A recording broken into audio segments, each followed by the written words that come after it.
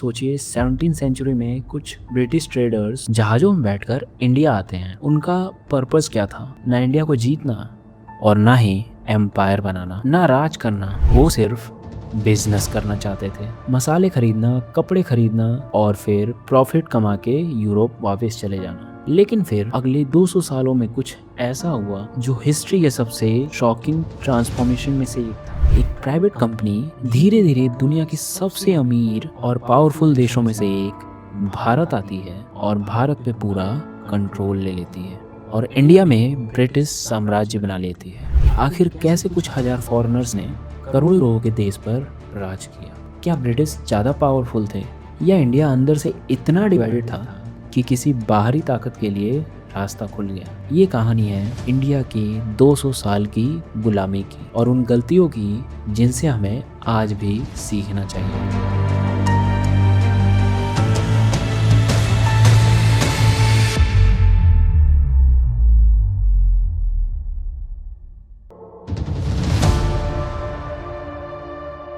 आज जब हम ब्रिटिश रूल की बात करते हैं तो कई लोग भूल जाते हैं कि ब्रिटिशर्स के आने से पहले इंडिया कोई गरीब देश नहीं था। एक्चुअली 17th सेंचुरी के आसपास इंडिया दुनिया की सबसे बड़ी इकोनॉमीज में से एक था। इंडियन टेक्सटाइल्स यूरोप में लग्जरी माने जाते थे। बंगाल दुनिया के सबसे रिचेस्ट रीजन्स में काउंट होता था। भारत के मसाले की डिमांड पूरे दुनिया भर में थी। यहाँ तक कि यूरोप के ट्रेडर्स इंडिया आना चाहते थे। इंडिया को यूरोप की जरूरत नहीं थी, बल्कि यूरोप को इंडिया की जरूरत थी। और इसी अपॉर्चुनिटी को देखकर एक कंपनी इंडिया पहुंची, ईस्ट इंडिया कंपनी। शुरू में उन्होंने पोर्ट्स बनाना चालू किया, फैक्ट्रीज एस्टेब्लिश की और लोकल रूलर्स से ट्रेडिंग परमिशन ली। सब कुछ नॉर्मल लग रहा था, लेकिन कंपनी के प्लान्स धीरे धीरे बदल रहे थे। ब्रिटिशर्स की सबसे बड़ी स्ट्रेंथ क्या थी? Army, technology, money?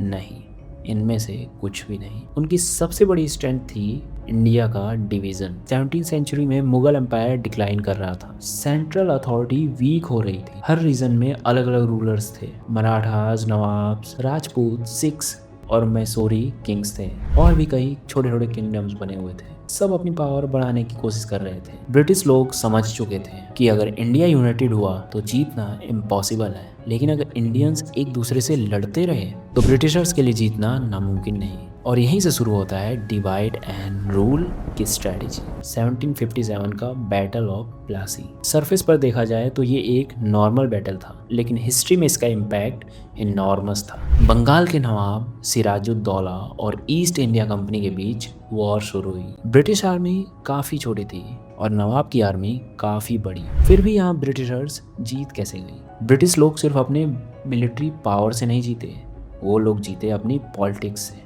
बैटलफील्ड में ब्रिटिश लोगों ने सिर्फ एक आर्मी को नहीं हराया था, उन्होंने इंडिया की पॉलिटिकल वीकनेस का फ़ायदा उठाया था। और बैटल ऑफ प्लासी के बाद ईस्ट इंडिया कंपनी को बंगाल के ऊपर पूरा एक्सेस मिल गया। अब उनके पास पैसा भी था और पावर भी। ईस्ट इंडिया कंपनी से एक एम्पायर तक। अब ईस्ट इंडिया कंपनी एक सिर्फ ट्रेडर्स नहीं रही, अब वो रूलर बन रही थी। बंगाल में जो उन्होंने पैसा जीता था उससे उन्होंने अपना आर्मी एक्सपेंड किया, पॉलिटिकल इन्फ्लुएंस खरीदने में उन्होंने पैसा यूज़ किया और नई नई टेरिटरीज को कैप्चर करने में उस पैसे को यूज़ किया। ब्रिटिशर्स हर जगह एक ही फॉर्मूला यूज़ करते थे, पहले फ्रेंडशिप, फिर ट्रीटी साइन करना और फिर अपना इन्फ्लुएंस फैलाना। एट द एंड उस जगह को कंट्रोल कर लेना। एक एक करके ईस्ट इंडिया कंपनी ने सारे किंगडम्स पर अपना कंट्रोल पा लिया था। कई रूलर्स को लगता था कि वो ब्रिटिशर्स का यूज़ कर रहे हैं, लेकिन रियलिटी में ब्रिटिशर्स उन्हें यूज़ कर रहे थे। ईस्ट इंडिया का इतना सक्सेस के पीछे एक और रीज़न था, ऑर्गेनाइजेशन। इंडियन किंगडम्स अक्सर अलग अलग फाइट करते थे और वहीं ब्रिटिशर जो थे वो सेंट्रलाइज कमांड यूज़ करते थे। उनकी मिलिट्री जो थी वो ट्रेंड प्रोफेशनल्स थी, कम्युनिकेशन स्ट्रांग थी, नेवल पावर स्ट्रांग थी और सबसे इम्पॉर्टेंट डिसीजन मेकिंग जो था वो बहुत ही फास्ट था। कई इंडियन रूलर्स अपने ही पर्सनल राइवलरीज में फंसे रह गए, जबकि ईस्ट इंडिया कंपनी अपनी एक क्लियर ऑब्जेक्टिव के साथ काम कर रही थी, पावर, कंट्रोल और फिर प्रॉफिट। 1857 में आखिरकार रेजिस्टेंस एक्सप्लोड हुआ। सोल्जर्स, किंग्स और कॉमन पीपल, ये सारे कई ग्रुप्स मिलके ब्रिटिशर्स के खिलाफ खड़े हो गए।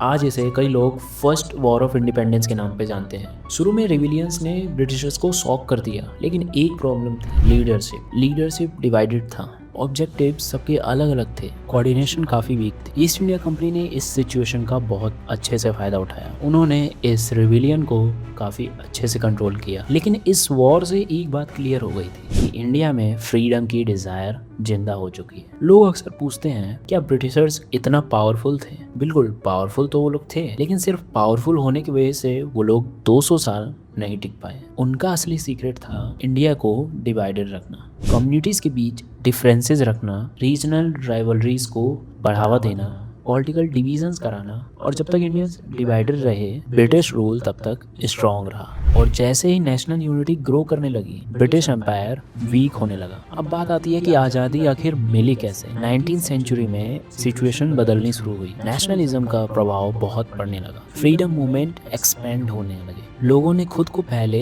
रीजन या किंगडम से नहीं, अपने आप को उन्होंने इंडियंस के रूप में देखना शुरू किया। और यही ब्रिटिश एम्पायर की सबसे बड़ी प्रॉब्लम बनी। जो देश कभी डिवाइडेड था अब यूनाइटेड होने लगा था। वर्ल्ड वॉर ने भी ब्रिटिश इकोनॉमी को कमजोर कर दिया था और फाइनली 1947 में इंडिया आज़ाद हुआ। तो ये ब्रिटिश के 200 साल का कंक्लूजन ये आता है, ब्रिटिशर्स ने सिर्फ गन्स के ऊपर 200 साल तक राज नहीं किया, और सिर्फ टेक्नोलॉजी की वजह से भी वो लोग 200 साल राज नहीं कर पाए, सिर्फ स्ट्रैटेजी की वजह से भी वो लोग राज नहीं कर पाए। उन्होंने आखिर राज किया क्योंकि इंडिया डिवाइडेड था। और जब इंडियंस यूनाइटेड हुए द ब्रिटिश एम्पायर टिक नहीं पाई। हिस्ट्री का सबसे इंपॉर्टेंट लेसन शायद यही है, कोई भी बाहरी ताकत तभी सक्सेसफुल होती है जब व्यक्ति अंदर से कमजोर हो। और शायद इसीलिए जब कोई देश अपने आप में ही कमजोर हो, और शायद इसी वजह से इंडिया की गुलामी की कहानी सिर्फ ब्रिटिश की कहानी नहीं है, ये इंडिया के एक होने की भी कहानी है। मिलता हूँ दोस्तों एक और नई वीडियो के साथ, तब तक के लिए आप ये देख सकते हैं वीडियो ब्लैकबेरी, आखिर कैसे इसका